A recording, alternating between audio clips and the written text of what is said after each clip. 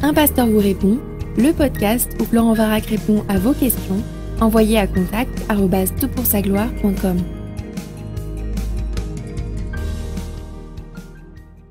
Je termine ici une série de podcasts dédiés à la politique, l'engagement du chrétien, de l'Église en politique. Et en fait, un ami qui m'est cher, qui réfléchit beaucoup à ces questions, m'a dit « Florent, en t'écoutant, on a l'impression que tu ne souhaites pas, que tu n'encourages pas l'engagement de chrétiens en politique. » Et il entend dans les propos que je tiens qu'il y a une certaine forme un peu de méfiance, que ce monde-là serait trop corrompu pour le chrétien ou bien que ce serait quasiment inutile. Et donc je me suis dit que ce serait intéressant de répondre à cette question implicite. Un chrétien peut-il s'engager en politique? Et ma réponse sera très simple, c'est oui, oui, mais oui. Bon, 3 temps dans ce podcast. Et la première chose que je voudrais souligner, c'est un oui. Et un oui résolu, absolument. Un chrétien peut s'impliquer et s'engager en politique. La corruption n'est jamais une excuse pour éviter de jouer un rôle, pour y apporter un petit peu de lumière. Parce que de toute façon, l'apôtre Jean dit que le monde entier est au pouvoir du malin. Et c'est pour cela qu'il a tenté Jésus pour essayer de ravir son adhésion et sa loyauté au Père, parce qu'il s'estimait être détenteur, possesseur du droit sur le monde. Donc, si le monde entier est sous le pouvoir du malin, peu importe le type d'engagement que nous pouvons avoir, nous serons toujours confrontés à cette réalité. Et même si nous ouvrions des monastères pour nous isoler, la réalité c'est que notre cœur nous y suivrait et que les tentations y seraient les mêmes, et que même si c'était un couvent avec des gens régénérés, avec la présence du Saint-Esprit, ce seraient toujours des pécheurs rachetés qui se rassembleraient et qui auraient à faire face à des éléments de corruption. Et la corruption se voit dans toutes les couches de la société. Hollywood et ses valeurs, comment parler de cela? Et pourtant, il y a certains acteurs qui sont des disciples de Christ. Certains médecins hospitaliers sont des prédateurs sexuels, et il y en a d'autres qui sont des hommes et des femmes absolument remarquables, dévoués à leurs patients, comme peu de pasteurs le sont de leur congrégation. Mais certains d'entre eux pensent pouvoir enseigner Dieu sur la manière de gérer le monde. Certains hommes d'affaires sont des conquérants imbus de leur personne et pesant sur des nations entières dans leur destinée sans qu'ils aient pour cela été élus à ce rôle. Et d'autres sont vraiment des hommes incarnant des valeurs de l'Évangile et servant le monde et la société en ouvrant des entreprises ou en conduisant des entreprises, inspirés qu'ils le sont de valeurs bibliques. Donc, les ténèbres ne sont jamais une raison pour ne pas s'engager. D'ailleurs, plus les ténèbres seront épaisses, plus il faudra une bougie même légère pour y apporter un petit peu d'éclairage. Et je note d'ailleurs qu'il y a effectivement cette caricature dans le monde évangélique, que le monde politique est injuste et que c'est une caricature. Je cite ici Georgina Dufoy qui signe la préface de l'excellent livre de Thierry Le Gall, Un avenir, une espérance, chronique d'une aumônerie parlementaire protestante évangélique qui vient de paraître aux éditions du Cerf. Elle était ministre des Affaires sociales sous Mitterrand et elle parle de sa conversion à Matignon. Et voici ce qu'elle dit. Puis j'ai découvert le monde évangélique où de nombreuses personnes avaient vécu des expériences semblables à la mienne. Elle parle ici de sa conversion. Ce qui m'a rassuré quant à la réalité de ce que je vivais. Mais le moins que l'on puisse dire est qu'ils étaient aux antipodes du monde politique. Ce monde politique leur paraissait complètement corrompu, menteur et sale, alors que ce que je vivais chaque jour était un monde d'élus, passionnés par l'action collective et au moins aussi intéressés qu'eux-mêmes par le bien-être de leur prochain. Fin de la citation. Et je pense qu'il faut que l'on entende cela. Il faut que l'on entende que des hommes et des femmes se sont engagés en politique par optimisme et par militantisme pour le bien-être des autres. Et c'est... je pense aux propos de Jésus qui dit « Si vous qui êtes mauvais, vous savez donner de bonnes choses à vos enfants, combien plus forte raison votre Père, etc. » Et Jésus remarque que même si nous sommes pécheurs, nous savons donner des bonnes choses et il n'y a aucune raison de penser que dans ce monde politique, il n'y a pas des gens qui cherchent à donner des bonnes choses, tout pécheurs qu'ils sont, comme je le suis, et souvent bien pire qu'eux-mêmes. Et j'aimerais souligner que l'on peste souvent contre ce monde politique, mais pour avoir voyagé, et si tu as voyagé dans des contrées où le monde politique n'était pas aussi bien structuré, où l'action du gouvernement était parfois très... absente, on va dire, vous réalisez à quel point nous avons un privilège de vivre dans notre pays. Et c'est grâce à la posture d'hommes et de femmes qui ont voulu faire que ce pays que nous habitons, en France, et j'espère que c'est le cas dans le pays où tu habites, ait un certain degré de justice et de coordination sociale qui soit respectueuse des choix individuels. La liberté, dont nous profitons est quelque chose qui a été acquis après de nombreuses luttes tout au long de siècles d'histoire. Maintenant, est-ce que l'on a des éléments bibliques pour soutenir ce raisonnement? Et je ne parle pas ici de l'engagement de l'Église, ça j'en ai parlé dans les podcasts précédents, je parle ici de l'engagement de chrétiens. Moi, il me semble que la posture de Jérémie est assez intéressante. Donc Jérémie est un prophète vivant à Jérusalem, alors que l'essentiel du peuple, en tout cas le gratin du peuple, a été emmené en captivité à Babylone. Il leur écrit cette lettre dans laquelle il dit « Recherchez la prospérité de la ville où je vous ai déportés et priez l'Éternel en sa faveur, car de sa prospérité dépend la vôtre. » La posture d'un peuple exilé dans une terre étrangère n'est pas de s'isoler, mais de chercher la prospérité de cette ville, parce qu'il y a une symbiose en quelque sorte entre ce qui se passe au niveau de cette ville et ce qui se passe dans le bien-être de son peuple. Et quelque part, les chrétiens qui sont exilés, puisque nous appartenons à une cité qui est céleste et qui vivons une résidence temporaire sur cette terre, nous pouvons chercher le bien de cette terre temporaire que nous habitons, sans pour autant en faire là notre idole, en quelque sorte. Parce que la réalité de notre bien-être ne dépend pas de ce qui se passe sur cette terre, mais dépend ultimement de la personne de Christ. Et on voit dans le Nouveau Testament un certain Éraste, trésorier de la ville. C'est une fonction politique, c'est une fonction à haut risque et engagement civil. Et donc je pense que nous pouvons totalement justifier cette idée. Il y a d'autres textes qui pourraient être ou s'appliquer, même s'ils ne parlent pas directement de politique. Le fait d'être sel et lumière, il y a quelque chose quand même de l'ordre de cela dans l'engagement politique. Donc j'ai dit oui, absolument. Je voudrais maintenant aborder l'autre point, c'est le oui mais. Et j'offrirai plusieurs mais. D'abord le mais de la vocation et de la compétence. On peut vouloir un poste, être beau parleur, être élu à ce poste, et être incompétent. Par méconnaissance du système du gouvernement, par manque de culture politique, par une personnalité nombriliste. Sur ce métier plus que sur d'autres, il s'agit de bien percevoir les motivations et quelque part la notion de vocation. Nous sommes tous, en tant que disciples de Christ, appelés à une vocation. Nous traçons un chemin qui est utile au Seigneur dans l'entreprise, dans la cité, dans l'association, dans la famille, dans l'ensemble des sphères dans lesquelles nous pourrions être appliqués. Sentir que l'on est appelé à une tâche est important. Deuxième remarque, le mais d'un rôle du gouverneur chrétien. Il ne s'agit pas de faire venir un gouvernement chrétien, mais d'être gouverneur ou engagé en politique en tant que chrétien. Alors pourquoi? Certes, pour limiter le mal, favoriser la justice, et notamment celle des plus faibles, permettre la liberté d'expression, et notamment la liberté de culte. Et un politique chrétien est appelé à être fidèle à sa conscience, mais pas forcément appelé à imposer ou orienter des lois chrétiennes sur le pays.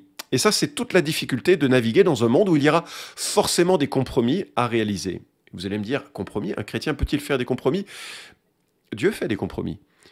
Parce qu'il légifère le mal qu'il ne veut pas. Prenons l'exemple du divorce. Est-ce que c'est sa volonté? Absolument pas. Ce n'est pas la volonté de Dieu qu'un couple qui s'unisse dans sa chair et dans son engagement, ou plutôt je devrais dire dans le sens inverse, dans son engagement et dans sa chair, divorce un jour.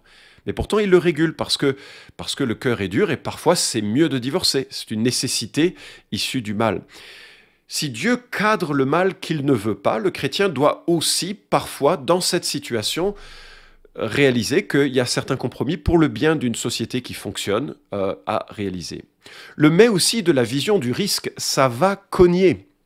Être psychologiquement capable de faire face à l'orgueil, à la moquerie des autres, à la critique incessante, au paraître, de faire face aussi à des sacrifices pesants avec des heures longues et de faire face aussi à cette dichotomie qui risque de s'installer entre l'image publique et la réalité interne.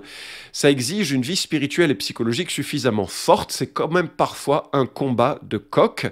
Les trahisons font partie du lot et en cela, tous ne sont pas capables de vivre cet appel. Et l'Église doit vraiment manifester une certaine compassion et prier pour ceux qui sont dans le gouvernement parce que c'est une réalité.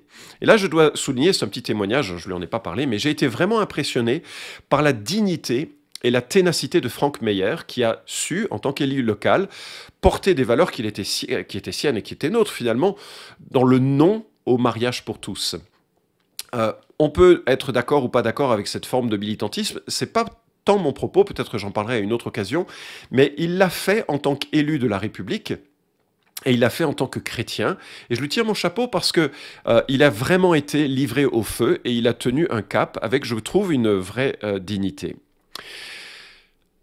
Oui, oui, mais oui. Et je voudrais en cela souligner la puissance d'un engagement, même si ça semble être comme une goutte d'eau. Je ne sais pas si tu as jamais entendu parler de l'expérience que l'on appelle l'expérience de H ou de Solomon H. Une expérience fascinante où on rassemblait 7 étudiants autour d'une table.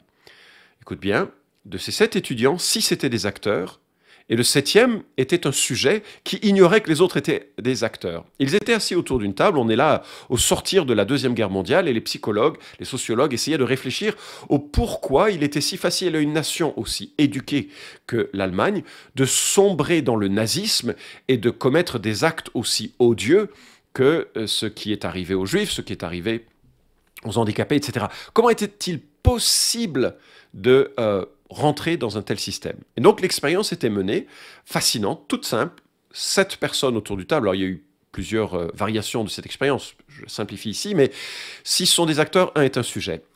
Et on plaçait devant ces 7 personnes 2 croquis, il n'y a pas d'ordinateur à l'époque, 2 croquis. Sur un des croquis, vous aviez une ligne, on va dire, de 10 cm, assez épaisse, toute simple. Et sur l'autre croquis, vous aviez 3 lignes. A, une ligne de 8 cm, B, une ligne de 12 cm, et C, une ligne de 10 cm, c'est-à-dire de la même longueur que sur le croquis 1.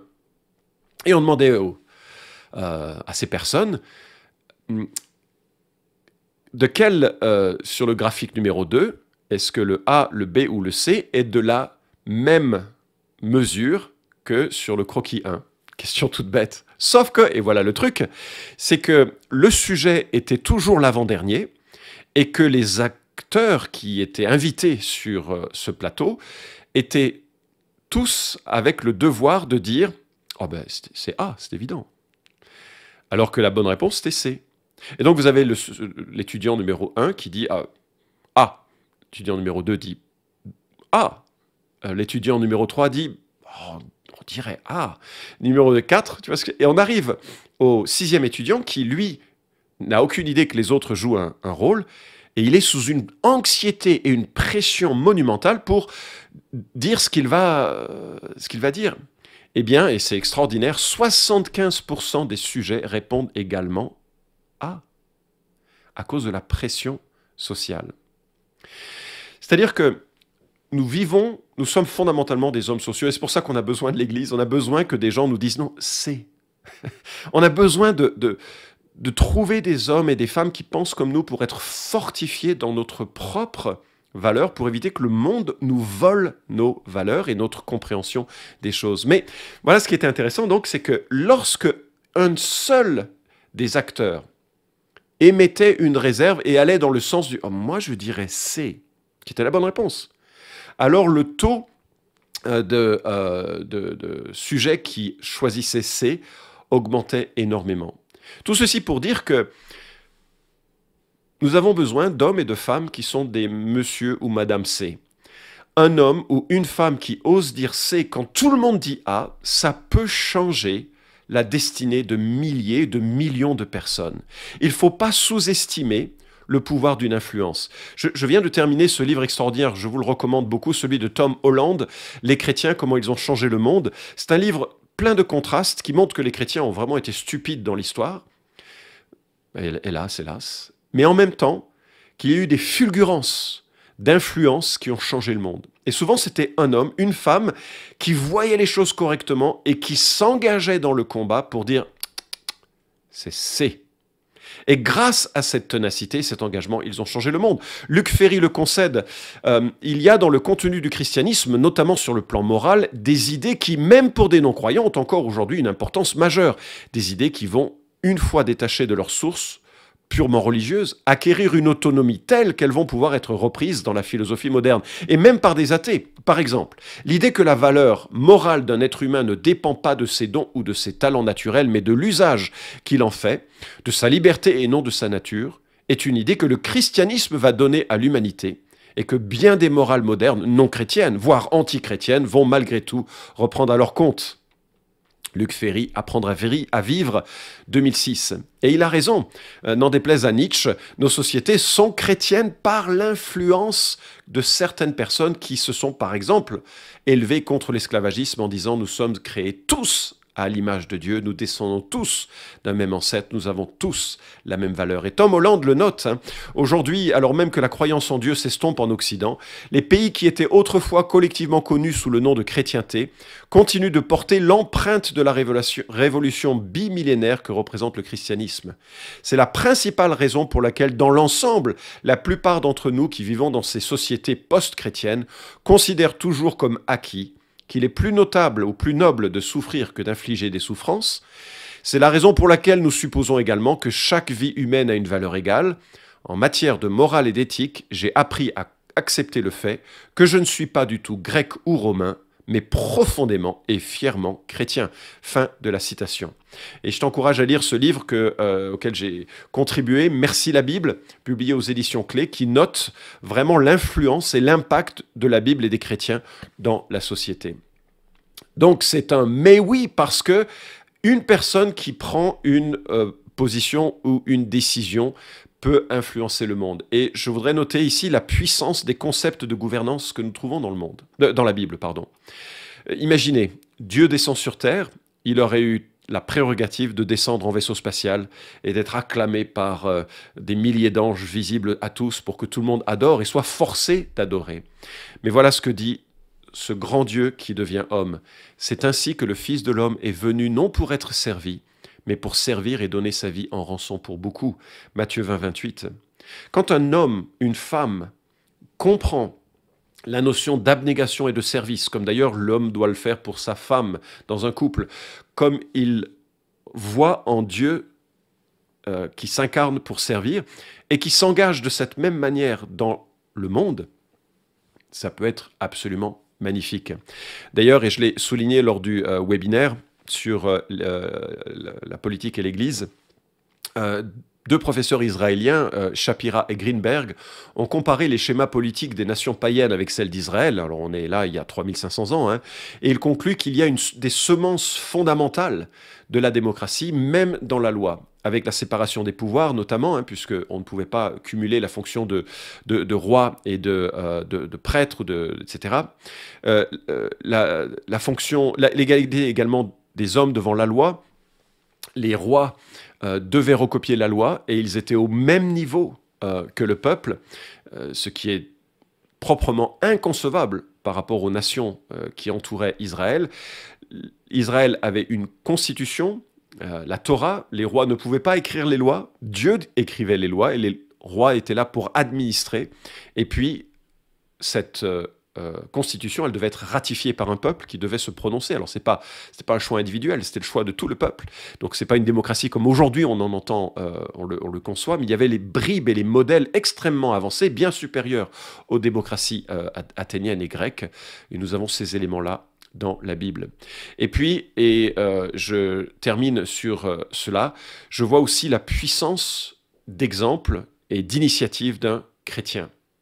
On est bien sûr toujours impressionné par Henri Dunant qui fonde la Croix-Rouge, on est impressionné par Martin Luther King malgré les déficiences de sa vie personnelle, mais qui néanmoins lance tout un mouvement magnifique de égalité de tous les hommes et de cette fin de la séparation entre les Noirs et les Blancs dans le monde des États-Unis, absolument terrible. J'aimerais aussi citer une histoire que l'on connaît peu, et c'est dommage, c'est une belle histoire de l'Europe, c'est Christian Führer. Christian Führer est un pasteur de Berlin, et 7 ans avant que le mur de Berlin ne tombe, il commence des réunions de prière pour la fin et la chute de ce mur. Tous les lundis, à 5 heures, il priait pour la paix avec 40 bougies. Et figurez-vous que ce mouvement a pris de l'ampleur, un mouvement pacifique, un mouvement de prière qui va de ville en ville, et les gens se mettaient à prier pour leur pays, prier pour la ville de Berlin de cette manière toutes les semaines. Et ça prend de l'ampleur et ça prend de l'ampleur. Et le 9 octobre 1989, 2000 bougies sont offertes à chaque participant. Ils sortent dans la rue et marchent paisiblement ensemble vers les tanks. Ils offrirent aux soldats ces bougies. Chacun déposa ses armes en tenant la bougie. Les tanks se retirèrent. Quelques années plus tard, ce pasteur a dit « Les officiels est-allemands ont dit qu'ils étaient prêts à tout, sauf à des bougies et des prières. » Un mois plus tard, Gorbatchev fait tomber le mur et aujourd'hui, on crédite la réunification pacifique d'Allemagne à 2000 personnes qui s'étaient rassemblées avec des bougies et un cœur de prière. Si je cite cet exemple, ce n'est pas vraiment un engagement politique, quoique c'est un engagement en faveur de la cité d'un chrétien conduit par l'esprit, inspiré, pacifique, reflétant les valeurs dans une non-démocratie, puisqu'on est dans un gouvernement autocratique à ce moment-là à Berlin. Et il fait ce qui, conduit par Dieu, permet de changer la donne. Des hommes peuvent changer la donne de pays par leur engagement personnel, social. Je pense à Henri Girard, Ouégoubri, un bocage au Sahel, très bel ouvrage qui permet de découvrir comment un homme a envie de toucher le cœur de l'écologie par des projets concrets dans des pays où c'est plus compliqué. Voilà. Notre tour d'horizon s'achève et j'espère avoir répondu à cette question et peut-être que ça touchera le cœur de certains qui diront mais vraiment il y a là un appel pour moi à être présent sur cette arène du monde politique et pour représenter, refléter des valeurs chrétiennes et des valeurs pas pour les imposer au monde mais pour montrer à quoi ressemble une orientation du cœur et de la vie et de l'engagement d'un homme ou d'une femme qui se rend au service des autres. En tout cas, en tant qu'Église, l'Église, elle, n'est pas dans ce combat-là, me semble-t-il, même si elle peut prier pour des gens qui, de son sein, vont s'engager dans ce genre d'engagement. Mais l'Église est là pour combattre pour un message salvateur, qui est celui de Jésus-Christ, qui est celui de l'Évangile, et qui change des individus pour qu'ils soient connectés à un royaume éternel qui viendra un jour, lorsque Christ viendra l'établir pour tous ceux et toutes celles qui lui ont fait confiance. Et à ce titre, l'invitation est vive pour que, si vous entendez ce podcast et que vous ne connaissez pas ces éléments de l'Évangile, vous puissiez découvrir qu'un Dieu tend la main pour que nous puissions être rachetés de toutes nos fautes et pour pouvoir être réconciliés et vivre véritablement une nouvelle naissance transformatrice et nous donnant une relation à Dieu qui commence maintenant et qui sera éternelle. Augustin disait, Saint Augustin, « Tu nous as fait pour toi, Seigneur, et notre cœur est sans repos avant qu'il ne te découvre ou ne te rencontre. » Voilà l'objectif de la vie sur cette terre, voilà l'objectif aussi du message de l'Église et de l'Évangile, et j'espère que ce sera un message que vous aimez, que vous chérissez à titre personnel. Vous pouvez suivre cette chronique hebdomadaire Un pasteur vous répond sur SoundCloud, iTunes et Stitcher. Retrouvez les questions déjà traitées sur toutpoursagloire.com. Si vous aimez ce podcast, merci de le partager sur les réseaux sociaux et de laisser une note sur iTunes. À la semaine prochaine!